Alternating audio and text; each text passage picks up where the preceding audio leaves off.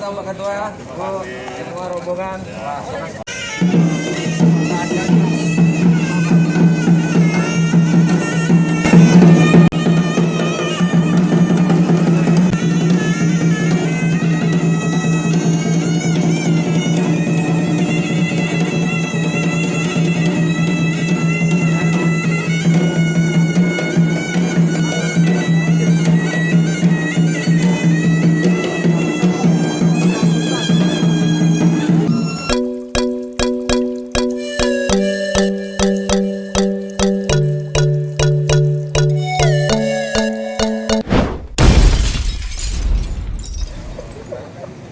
Kunjungannya ke Kodam Pamres Hasanuddin.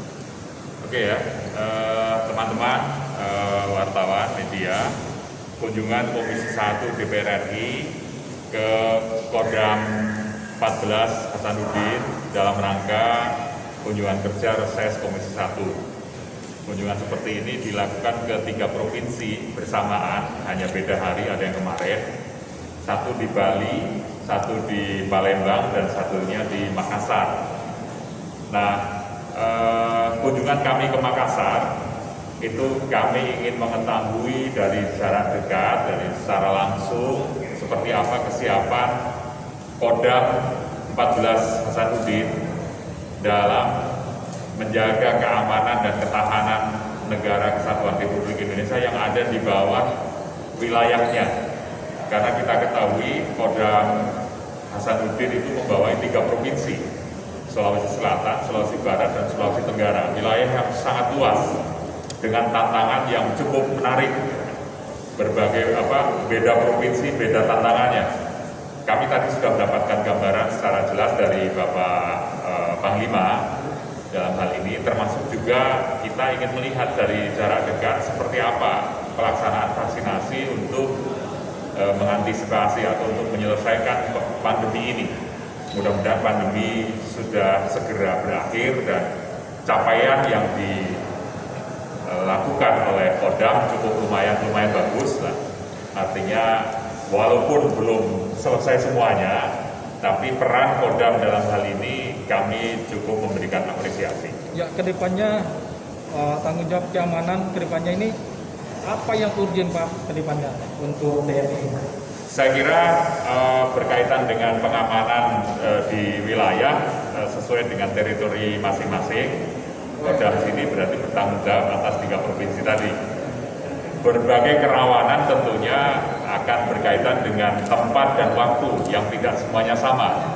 Masing-masing tempat punya kerawanan masing-masing. Nah, saya kira disinilah kecakapan dari Pangdam untuk mengantisipasi dan menangkal semuanya itu. Iya, seperti suksesi, seperti situasi baik politik maupun mungkin cuaca ekstrim, mungkin ya situasi sudah dekat ini 2023 kan? Ya, kalau berkaitan dengan cuaca, kebencanaan, dan tantangan-tantangan yang berkaitan dengan alam, saya kira kita tidak berharap ada bencana, tapi ketika ada bencana, beliau sampaikan bahwa seluruh jajarannya siap untuk membantu mengatasi, menyelesaikan problem-problem yang terjadi, tentunya berkoordinasi dengan kepala daerah masing-masing. Sudah dekat tahun 2024. Kenapa? Tahun 2024 suksesi politik. Untuk persiapan politik, saya kira TNI dalam hal ini menjalankan fungsinya, tugas pokok dan fungsinya saja. Mereka tidak terlibat dalam urusan politiknya, tapi jika ada hal-hal yang berkaitan dengan terdampak oleh masalah-masalah politik, saya kira para tentara ini pasti akan berpartisipasi untuk membantu menyelesaikan problem-problem yang ada. Ya, pengelolaan anggaran tahun 2022 untuk kesejahteraan TNI bagaimana? Tadi kami sampaikan bahwa Komisi 1 masih membahas terus dan belum berhenti, belum sampai selesai. Kami membentuk panja kesejahteraan prajurit karena kami melihat perlu adanya peningkatan kesejahteraan prajurit agar prajurit yang ada di daerah, kita tahu bahwa tidak sama antara satu daerah dengan yang lain.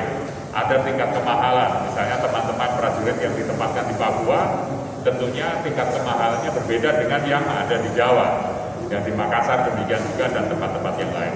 Kami sedang membahas itu semuanya, termasuk mungkin zonalisasi, ya, bahwa zona tertentu memang harganya lebih mahal daripada zona yang lain. Masih dianggarkan alutsista Pak? Kenapa? Alutsista. Kalau alutsista kan selalu ya dalam rangka pencapaian minimal essential force, ya, itu selalu dan sesuai dengan rencana, sesuai dengan rencana dalam MEF itu alutsista selalu ada dalam penganggaran. Yang lain? Dari paparan Pak Panglima tadi ada apresiasi apa yang ingin Komisi 1 berikan, dan juga mungkin dari curhatan tadi mungkin apa yang akan didahulukan Pak? Ya, ada beberapa hal tadi kami mengapresiasi tentang kesigapan ya, antisipasi berkaitan dengan kerawanan baik kerawanan sosial maupun juga kerawanan kebencanaan. Di samping itu tadi salah satu yang disampaikan adalah berkaitan dengan usaha untuk mendapatkan lahan untuk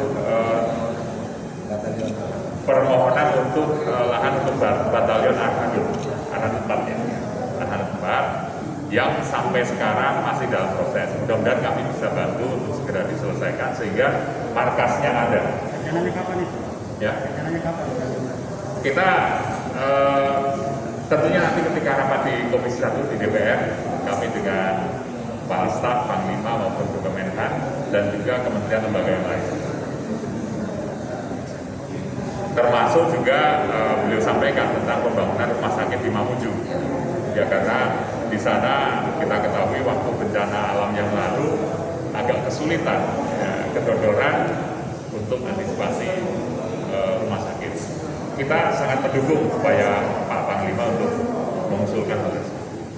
Pak Panglima, sedikit Pak mengenai kedatangan Komisi 1. Ya, alhamdulillah saya bersyukur, seluruh jajaran Kodam 14 Hasanuddin bersyukur atas kehadiran Komisi 1 DPR RI di sini langsung reses, karena apa yang kita sampaikan tadi mendapat tanggapan positif dari tim Komisi 1 DPR RI. Tadi sudah dijelaskan bahwa kesiapan Kodam 14 Hasanuddin dalam mengamankan wilayah Kodam 14 Hasanuddin di 3 provinsi yang kita bahas tadi dari sebagian besar terkait dengan kesiapan personil, material, dan termasuk pangkalan, bahkan kesejahteraan prajurit juga terkait dengan uang lauk ya Pak ya.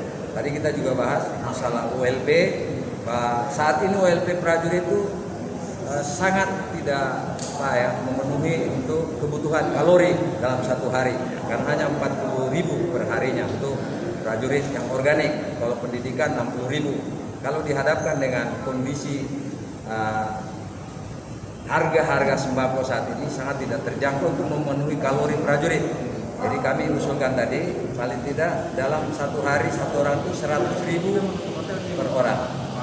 Tadi sudah dibahas dan beliau sudah akan membawa ke RDP selanjutnya dengan Kementerian Pertahanan dan mungkin kementerian yang lain. Demikian. Kemudian juga terkait masalah perumahan prajurit. Nah, kita kekurangan hampir 4.000 perumahan prajurit yang boleh dikata tidak ada. Yang tidak layak pakai juga banyak, rusak berat bahkan rusak ringan. Tadi kami juga sampaikan dan dicatat dan akan dibawa ke Komisi 1 DPR RI di Jakarta untuk dibahas dengan Kementerian Pertahanan dan yang lainnya. Jadi kami sangat berterima kasih, bersyukur hari ini Komisi 1 DPR RI melakukan reses di wilayah Kodam 14 Hasanuddin dan menampung semua apa yang kita rasakan seluruh jajaran prajurit Kodam 14 Hasanuddin, termasuk juga karena kepentingan Kodam juga bukan kepentingan siapa-siapa, tapi kepentingan masyarakat provinsi baik Sulawesi Selatan, Sumbar maupun Sumatera. Saya kira itu. Ya.